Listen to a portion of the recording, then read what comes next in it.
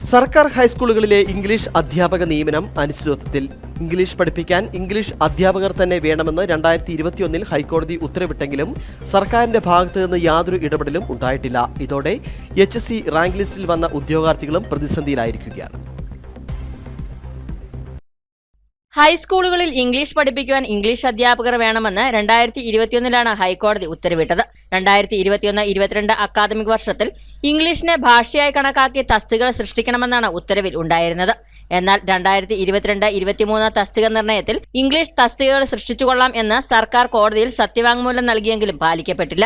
2023 ആദ്യം കോടതിയലക്ഷ്യം ഫയൽ ചെയ്യപ്പെട്ടപ്പോൾ 2023-24 തസ്തിക നിർണയത്തിൽ ഇംഗ്ലീഷ് ഉൾപ്പെടുത്തിക്കൊള്ളാമെന്ന് വീണ്ടും സർക്കാർ കോടതിയിൽ സത്യവാങ്മൂലം നൽകി. എന്നാൽ 2023-24 അക്കാദമിക് വർഷം അവസാനിച്ചിട്ടും ഇത് പാലിക്കപ്പെട്ടിട്ടില്ല.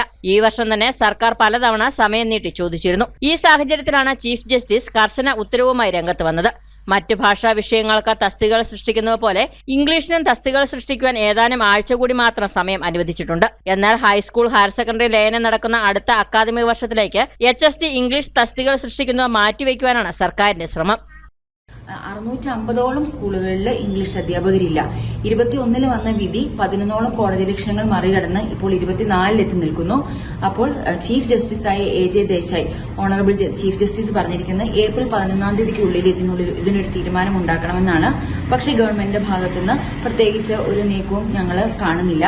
ഇത് ശരിക്കും പൊതുസമൂഹത്തിനൊരു വെല്ലുവിളി തന്നെയാണ്. കാരണം 2018 ഈ കേസുമായിട്ട് പോയത് PTA-കാരും രക്ഷകർത്താക്കളുമാണ്.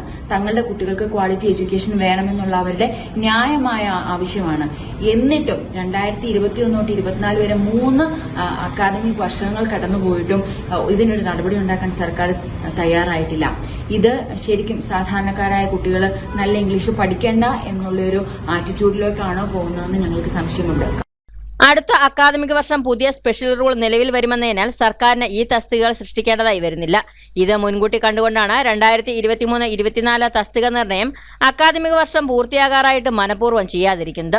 ഇത് നീതിവ്യവസ്ഥയോടും കുട്ടികളോടും റാങ്ക് ലിസ്റ്റുകളിൽ ഉൾപ്പെട്ടിരിക്കുന്ന ഉദ്യോഗാർത്ഥികളോടും കാണിക്കുന്ന അവഹേളനമാണെന്ന് ഉദ്യോഗാർത്ഥികളും ആരോപിക്കുന്നു. News bureau, Kattappana.